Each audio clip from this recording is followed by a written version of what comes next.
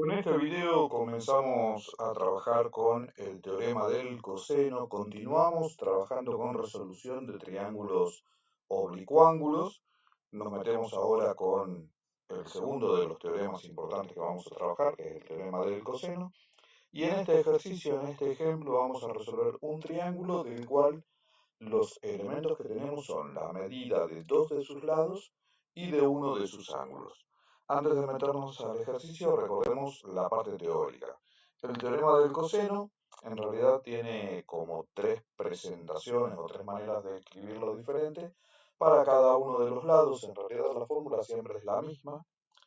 Para encontrar los lados, entonces lo que tendremos es el cuadrado de uno de sus lados siempre es igual a la suma de los cuadrados de los otros dos menos 2 por el producto de los dos lados restantes por el coseno del ángulo que se encuentra enfrente del lado que estoy buscando.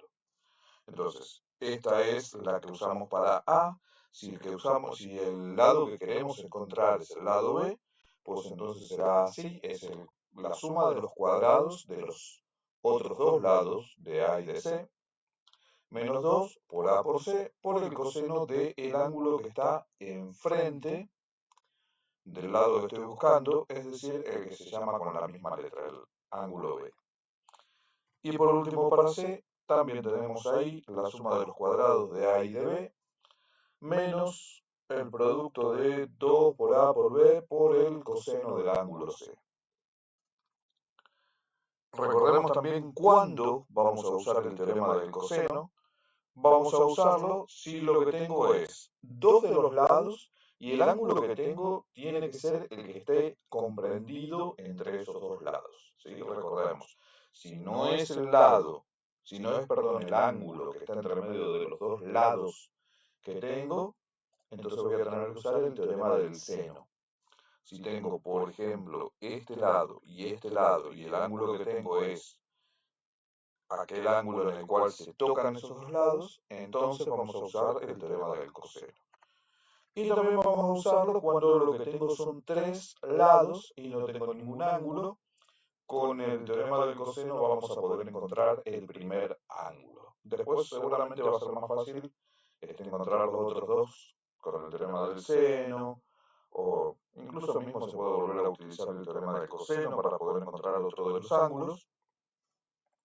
Pero en este caso lo que vamos a tener es dos lados, ahí tenemos el triángulo con el que vamos a trabajar y como ven tenemos dos de los lados y tenemos el ángulo, tenemos este lado y el ángulo que tenemos es el que se forma cuando se juntan los dos lados que tengo, así que usamos el teorema del coseno. Una práctica que nos va a resultar muy útil cuando trabajemos con resolución de triángulos siempre va a ser escribir ordenadamente los datos que tengo. Entonces ahí vamos. Lo que tengo es el lado A que mide 9,57 unidades, en este caso no dice si son centímetros, metros, pulgadas o qué es lo que tengo, así que digamos unidades. Tengo el lado C que mide 6,49 y tengo el ángulo B que mide 57,21 grados. Entonces, la gran ventaja, por más que parece feo, parece una fórmula bastante complicada, la fórmula del teorema del coseno, en realidad nos va a resultar muy fácil de utilizarla, porque a diferencia del teorema del seno, acá no va a quedar conformada una ecuación, es una fórmula que voy a rellenar con los datos y voy a meter todo en la calculadora y voy a poder resolverlo.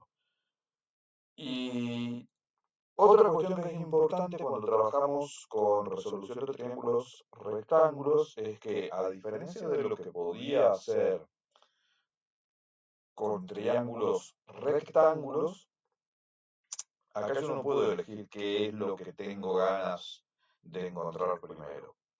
Acá voy a poder encontrar una cosa. ¿Qué es lo que voy a poder encontrar dados estos tres datos? Lo que voy a poder encontrar es el lado que está enfrente del ángulo que tengo. Es decir, yo voy a poder encontrar el lado B, porque tengo el ángulo B. Entonces, voy a utilizar esta fórmula la fórmula que me permite encontrar B al cuadrado, es decir, yo primero voy a encontrar el cuadrado del lado B, y lo que voy a tener que hacer es utilizar esa fórmula, pero reescribirla con los datos numéricos que tengo. Es decir, en vez de poner A, voy a poner 9,57, que es la medida de A. En vez de poner C, voy a poner 6,49, que es la medida de C. Y así voy a completar todo. En el coseno, en vez de poner el coseno de B, voy a poner la amplitud del ángulo. Y ahora fíjense que de este lado no me quedó absolutamente ninguna incógnita, no me quedó ninguna letra. Lo único que tengo que hacer es cargar correctamente todo esto en la calculadora y voy a encontrar que b elevado al cuadrado es 66,43. Eso es el cuadrado de la longitud de b.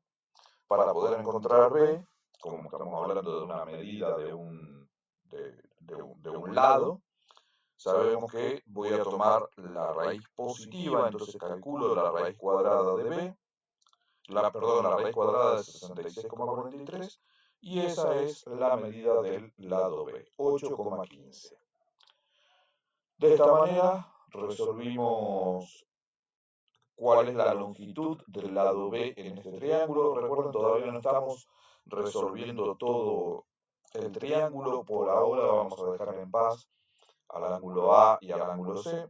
En los siguientes videos ya vamos a empezar a trabajar con encontrar las medidas de todo. Por ahora vimos un ejemplo de cómo utilizar el teorema del coseno.